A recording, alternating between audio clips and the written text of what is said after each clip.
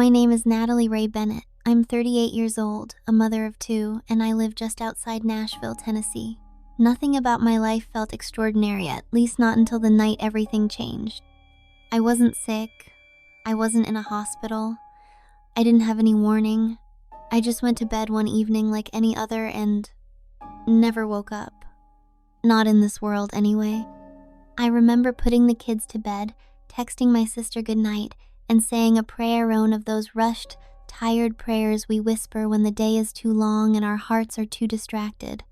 Then I fell asleep, and sometime during the night, I died. There was no pain, no terror, just silence, then stillness. Then I was out of my body, hovering in my room, watching myself lying peacefully in bed. I wasn't scared.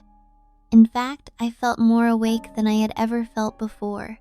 My first thought was, is this real? And then, the moment I formed that thought, the room faded. My house, my bed, my body, it all disappeared.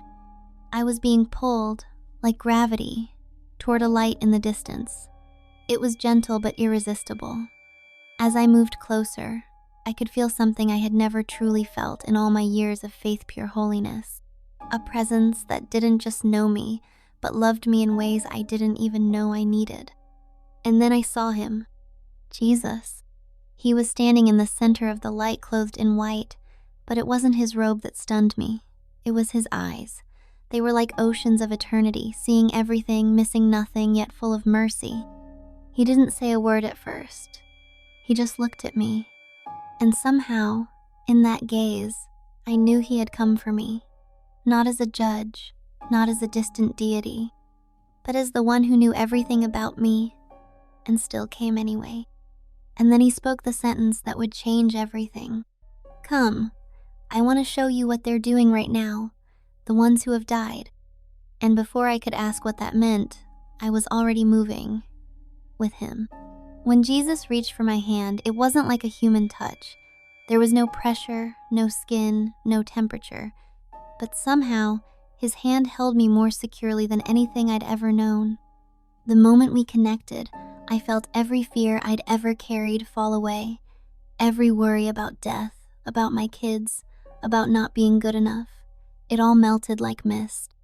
We began moving, not walking, not flying, but moving. Through light, through space, through realms. And then the veil lifted. I don't know what else to call it. One moment I was standing in that brilliant light with Jesus, and the next he said, "Look," and the space before us opened like a curtain being pulled aside. Behind it, I saw souls, people, not just spirits or vague shapes, but people, the dead.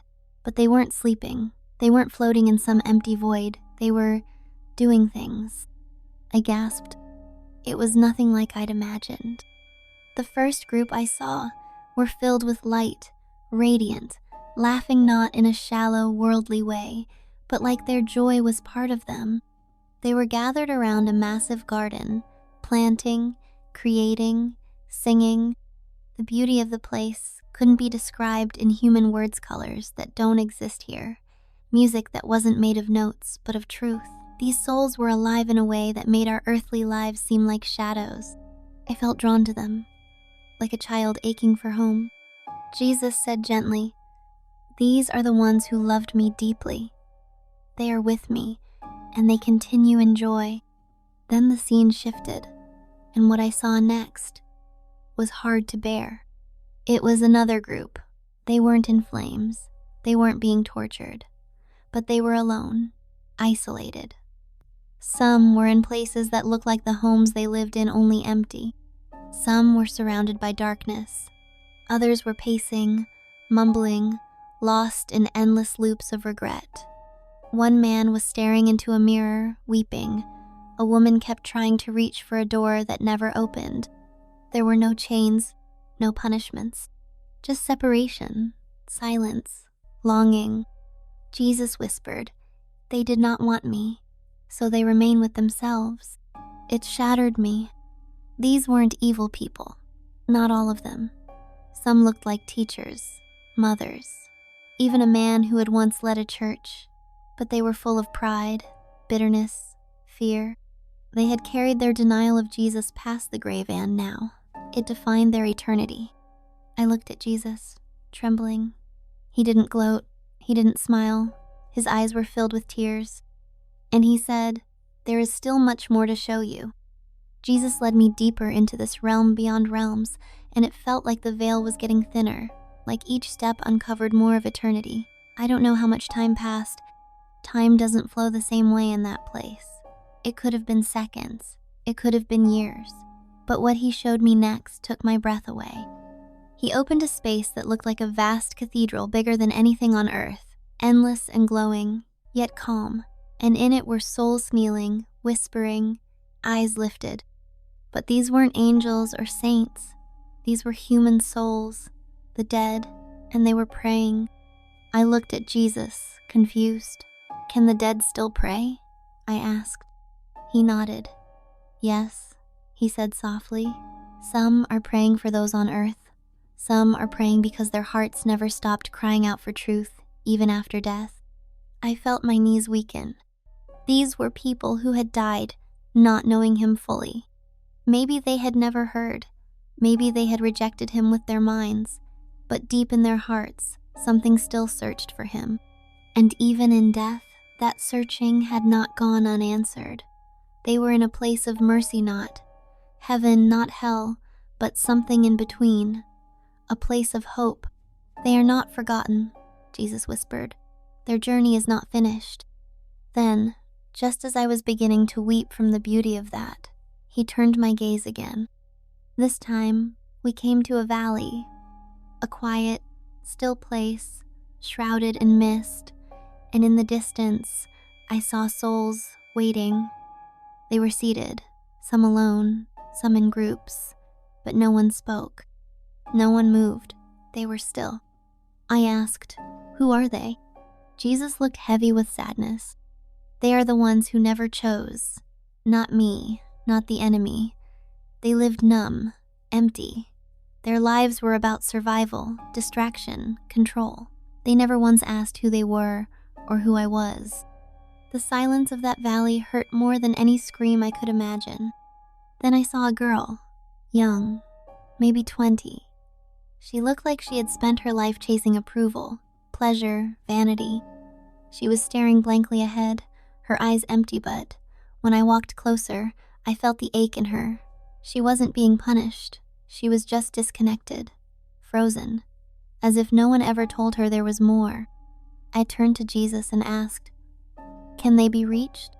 He looked at me, and for the first time, his voice carried urgency. "That's why I'm sending you back." Tears poured from my soul. I hadn't just died. I had been shown the eternal now, what souls were doing in this very moment, while the living walked the earth unaware. And I knew this was just the beginning. After we left the valley of the silent souls, I thought I had seen everything. Heaven, sorrow, intercession, separation. But then Jesus said something that shook me even more deeply. "There is one more place I want you to hear, not see."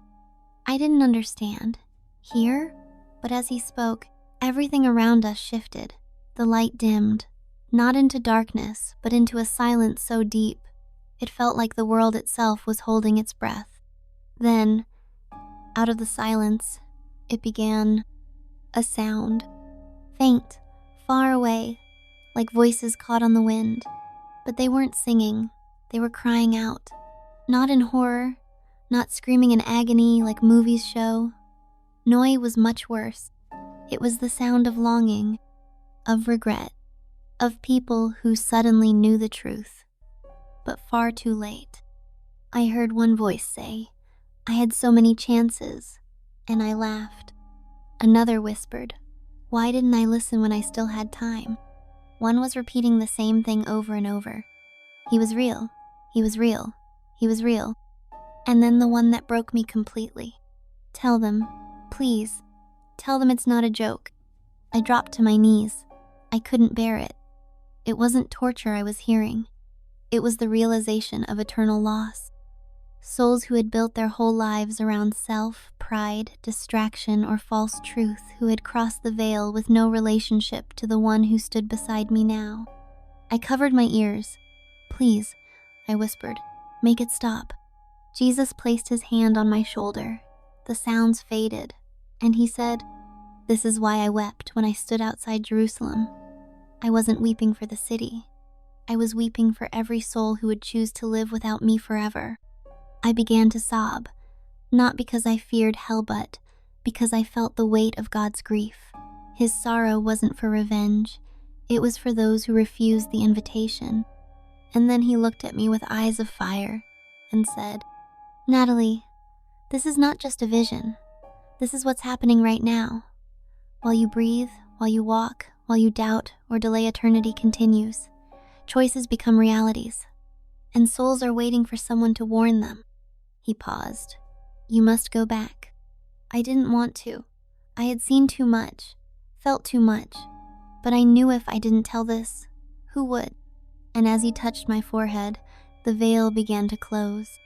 But what I had seen would never leave me. The moment Jesus touched my forehead, it was like being pulled through the eye of a storm, not violent, but intense.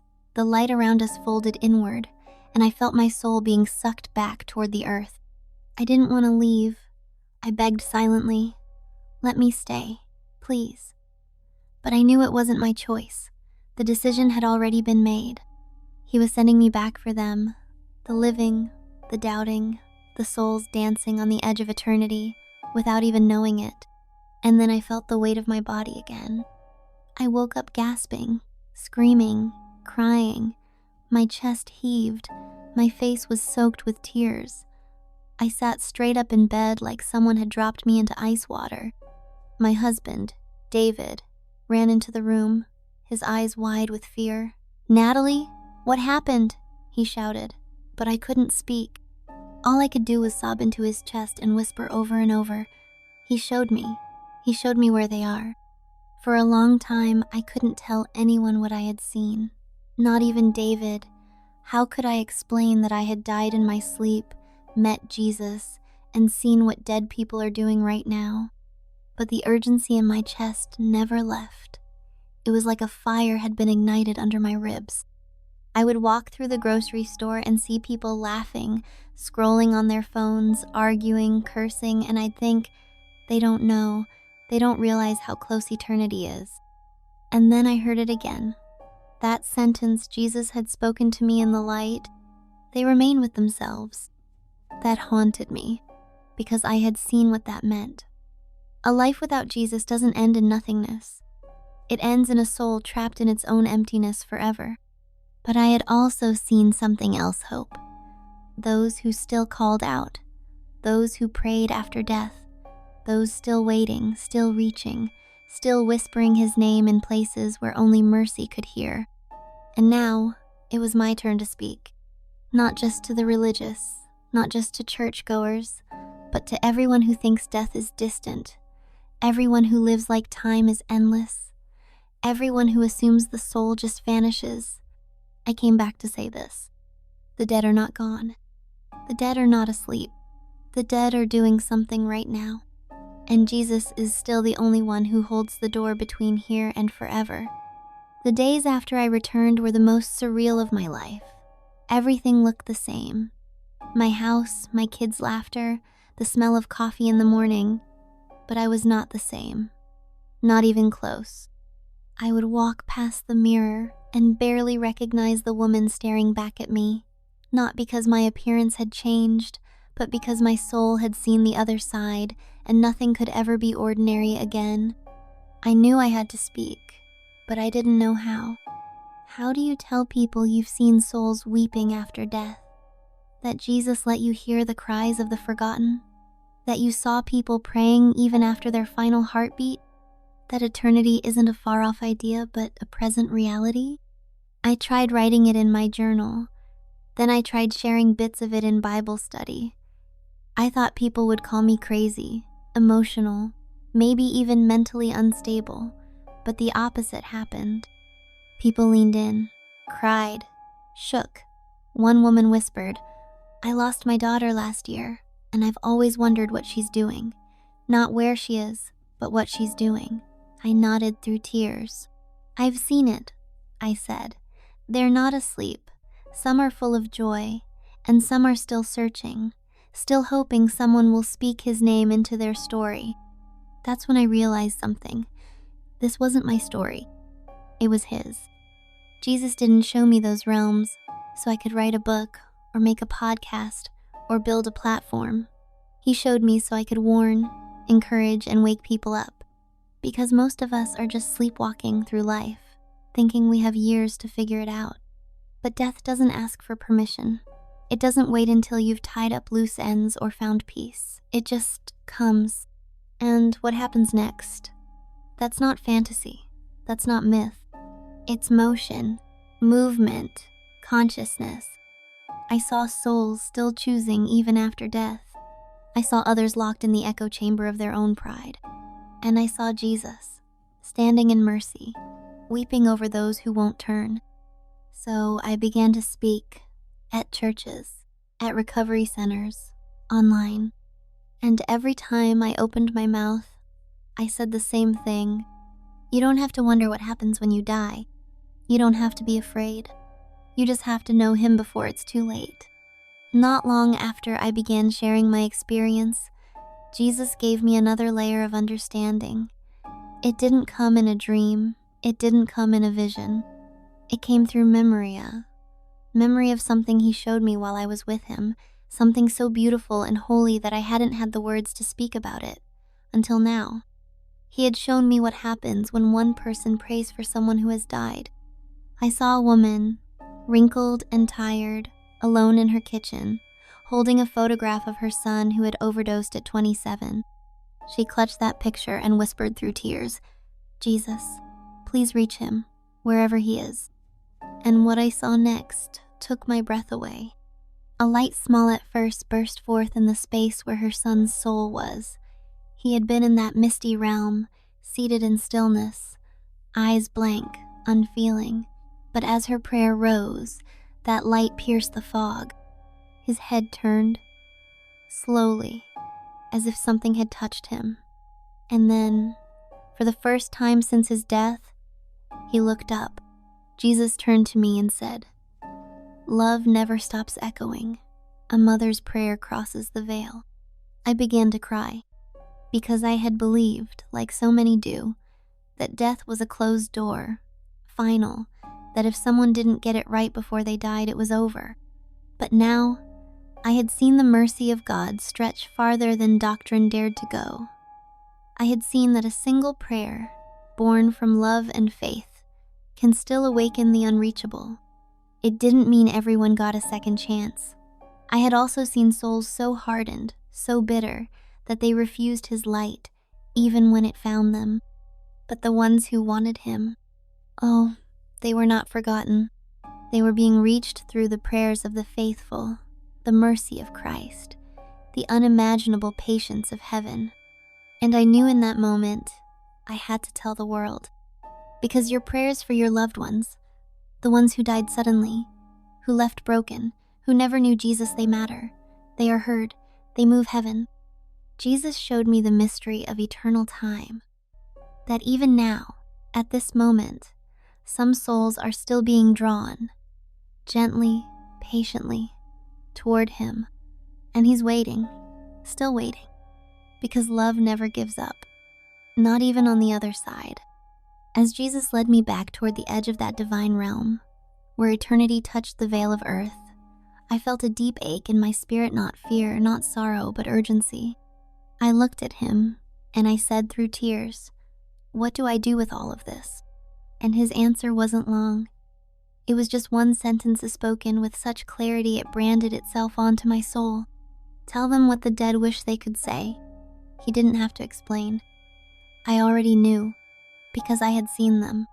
I had seen the souls who knew now what they had refused to believe in life and wanted to warn everyone they loved.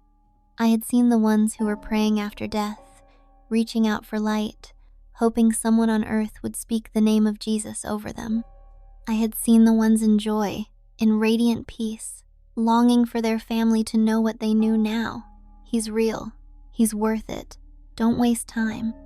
So now, I'm telling you, they want you to know death isn't sleep. It's not an end. It's a doorway into everything you've chosen or ignored. They want you to know heaven isn't earned, it's received, but only through Him.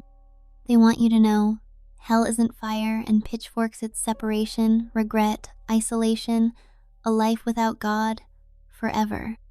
They want you to know Jesus is not a religion.